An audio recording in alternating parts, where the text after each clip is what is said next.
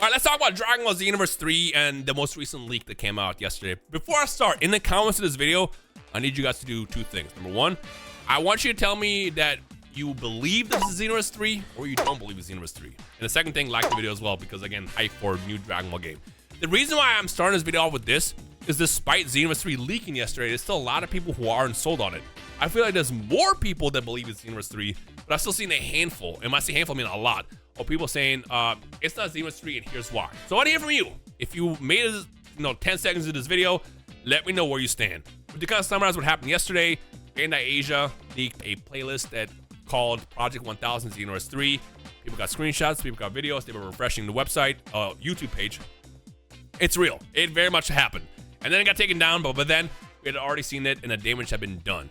Although I don't think this is damage, I feel like anytime something like this happens, it just feels hype for whatever product you're pushing. And even in videos like this, you're going to get more eyes on the product end of the day, which is going to hype people up when the game comes out. So I think it's a good thing end of the day. But yeah, that's essentially what happened. And it immediately fueled a lot of discussion. Some people were saying that it's not the official page, doesn't count. It's as official as it gets. It's just smaller.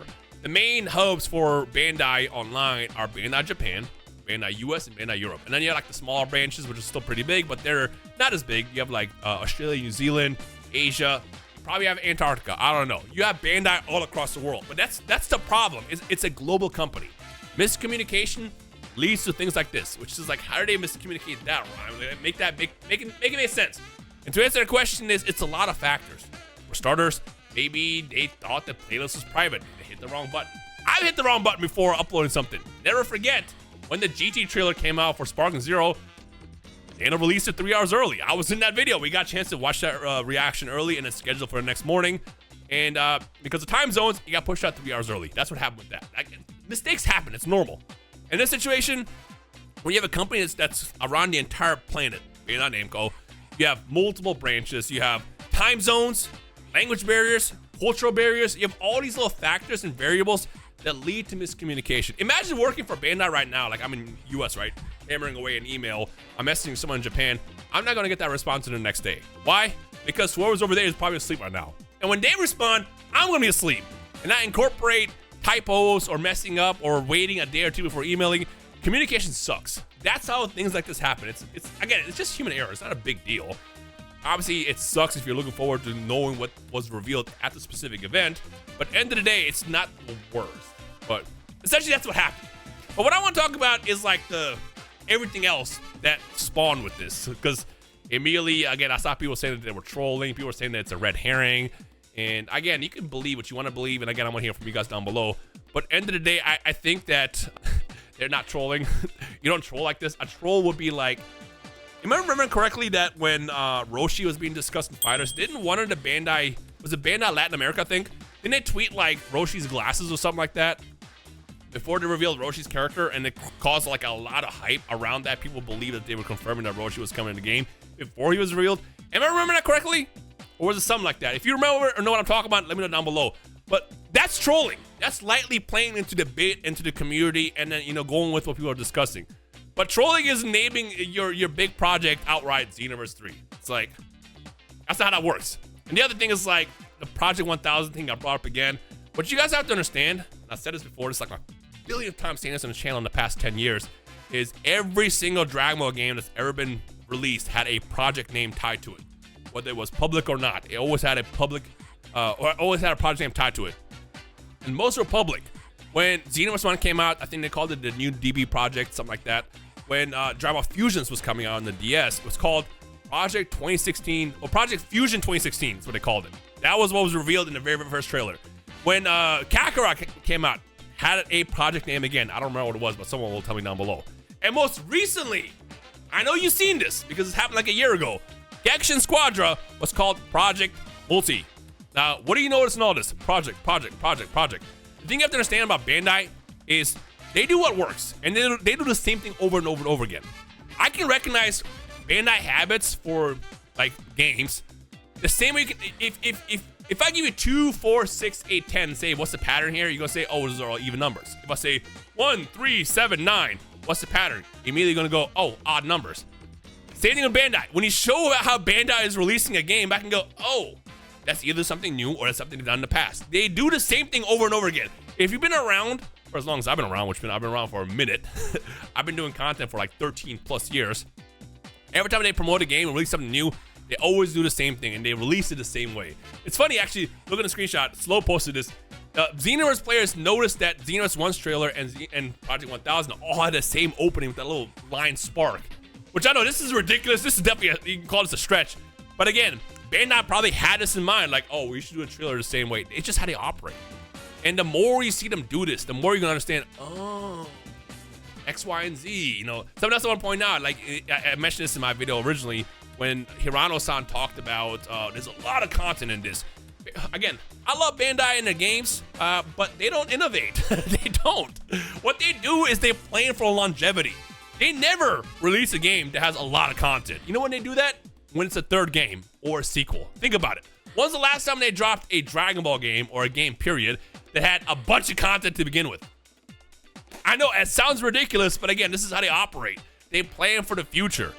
It's like when Xenoverse 1 dropped out, this is the first time where they had a lot of things to do, but even that was not that much.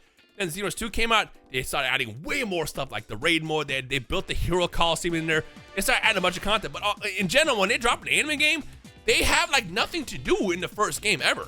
Sparking Zero is a good example, actually. Sparking Zero had very, very bare bones stuff, which is funny because Sparking Zero is technically a sequel, but in their eyes, it's like a new entry, essentially. You're reviving an entry. But it had nothing to do in that game. You had a very lackluster story mode that had slideshows that we didn't really enjoy. Custom battles was ass. It was a cool concept, but it didn't execute it well at all. So all you had to do in that game was play ranked. In the first month of that, consisted of people flying up and down, running out the clock. It wasn't fun. You had nothing else to do in that game. But they improved on that. They gave us Mission 100, which should have been in the game to begin with. They're giving us survival mode in a couple of months, couple of weeks, or whatever, months, I guess. And they improve by giving you more content later. But they never outright drop a game that has a lot of content. Like, when I heard Hirano-san say there's a lot of content in this, that was either him basically like over-exaggerating how much is in the new game, or he's basically saying there's a lot to do because Xenoverse as a series had a lot to do. That's why I keep going back and explaining this point, why that specific sentence was so important. It's not just a random thing, you know, as insane as it sounds, but anybody that's playing Xenoverse, you know what I'm talking about. That's why I keep like referencing that specific point when it comes down to something like this. But yeah, it's just, there's a lot of stuff that keeps once again like going back. Like it can't be anything other than Xenoverse, the trilogy finally. You know, after 7-something years. You know, and the game has been very, very popular. I've talked about this before, also on social media. I made a video about this several times in the past. But like Xenoverse is a very, very popular game. When it comes to anime games, PlayStation is always the biggest when it comes down to numbers, and then Xbox, and then Steam is at the very, very bottom. That's because Steam wasn't even available in Japan up until like a couple of years ago. Like PC is just not where you go to play anime games. It's always PlayStation. The number is massive, massive. And obviously we can't see that data, but they get to see that data. You know, a couple years ago in a feedback call, I was literally asked, before this became even public, I was literally asked, is there a reason why Xenoverse is so popular? I'm like, what do you mean? He goes, well, we saw the numbers internally on the PlayStation side, and it's still got a lot of people. They didn't tell me what the number was at the time. They just said it was a lot. It was like an insane number. And I remember saying, well, it's a good game. You know, if you fix X, Y, and Z, it'll do, you know, even better. If you do a sequel, wink, wink, it'll do great if you fix X, Y, and Z. Like, that's how I've always done in these feedback calls.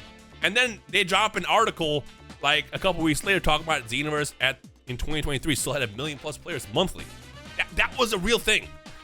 I saw that data or heard about that data before it became public. Like, Xenoverse is just a very, very popular game, and PlayStation is just massive. Like, that part is just very, very important to bring out.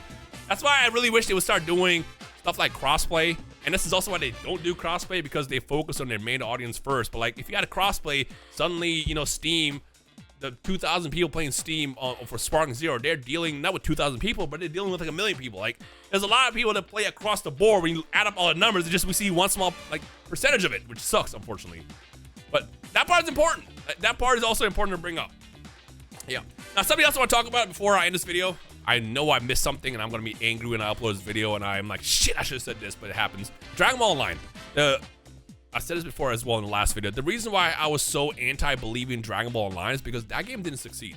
And going back to what I said earlier, Bandai does what works. When they do something once and it just fails, they don't go back to it. Unfortunately, that's what happened when a game like Burst Limit. Burst Limit sold awful. For a Dragon Ball game, it was terrible. Burst Limit was one of the most beautiful looking Dragon Ball games at the time. but the game was unfinished. They ran out of budget. If you literally play the game, you'll see cutscenes that show characters who aren't even in the game. Like, there's a lot of stuff that's in the game that wasn't missing because they missed deadlines for whatever reason. I don't know what happened when they made that game, but it wasn't a good release. And reason why we never got Burst Limit 2 is because it just didn't sell. Dragon Ball Online failed. And I know you're gonna be like, it only was released in one country. That was a test.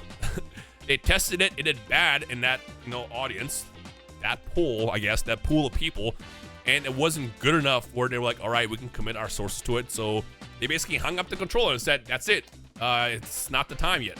Maybe if Dragon Ball Online came out earlier when, MMOs were like really big, it could have done better, but at the time it just didn't do well. So the project was abandoned. But instead of fully abandoning it, what they ended up doing is they took the concept of Dragon Ball Online and then moved it somewhere else. They've done this also in the past where they just pushed it somewhere else. They pushed the concept of what was in online in Xenoverse. That's why there's a lot of loose elements from online in Xenoverse. At the end of the day, technically, Xenoverse is still Dragon Ball Online. It's not an MMO, the game you're expecting. Now, one more thing to point out, because this is also brought up, but in the actual reveal, they mentioned, Hirano-san mentioned, that it's like a whole new world you can experience. And again, I want to point this out. Xenoverse 1 was Toki Toki City. Toki Toki City was a small hub. It had like 3 sections to it. The main section where you can go into the fights. There's like a story mode section and then one more. It was like a small little place you can walk around with your avatars, which is dope. Xenoverse 2 comes out, we get Kantan City. Now we have a big thing, big hub. So him saying there's a new world to experience and like a new world to like live in, again, it points to like a much bigger version of Kantan City. This time now I feel like we're gonna get a huge hub that does technically will feel like Dragon Ball Online to some extent, but it's still gonna be end of the day Xenoverse style fights. Prettier. Initially when they had the leak that Xenoverse 3 was coming back in October, and none of us believed it at the time. We were told it's a game that's been in works for like 7 years, which lines up to what they said. And they mentioned that it's built from the ground up, brand new, like really trying something ambitious here for the trilogy. And now looking back at it, I'm like, it lines up with what they said. That's why I believe that, when we get this next installment with Xenoverse 3, we're not just gonna get a Kantan City, we're gonna get a Kantan world, basically. Like how big that world is, I don't really know yet. But we're gonna get more ways to be our avatar, because the whole aspect of Xenoverse is you get to be in Dragon Ball. You get to train with your favorite characters. In the trailer, we saw John 1000 doing everyone's moves. That was on purpose. The whole purpose was that he learned these moves. iPad popping out that we see in Xenoverse, like all that. And then the last bit I want to talk about is the hair spikes up at the end. The hair spiked up is so important because the biggest complaint that people had with Xenoverse 1 and 2, and I've said this in Hirano-san's face like 9 years ago, was, hey man, you made a Dragon Ball game where the hairs don't change, and people don't like that. We don't like that. You gotta do better. And we never saw that implement changed in Xenoverse 2, because by then the game was basically done. But that information was passed down, how big of a deal that was. And what do we see in that trailer specifically then? The hair spikes up. I don't think that was by mistake. That was on purpose, showing off that way to show us that, hey, not only did this guy, this custom warrior, this time patroller go Super Saiyan, but his hair spiked up. Wink, wink. You'll see that when we get the initial actual trailer that shows the gameplay, and we see that John 1000 isn't just some random original character. He's a time patroller, and we see our own characters in there as well. We're gonna see our hair spike up. All in and out.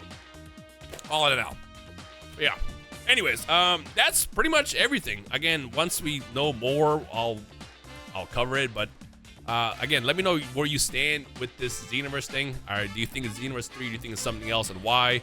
If you have any other theories you want to discuss, then feel free to drop it down below, and then like the video as well. But other than that, I guess I'll see you guys in Battle Hour with the next Dragon Ball update, unless another leak happens, in which case we'll probably cover that. We will cover that as well, and we'll go from there. But other than that, thank you guys for watching, and I guess I'll see you guys in the comments in this video.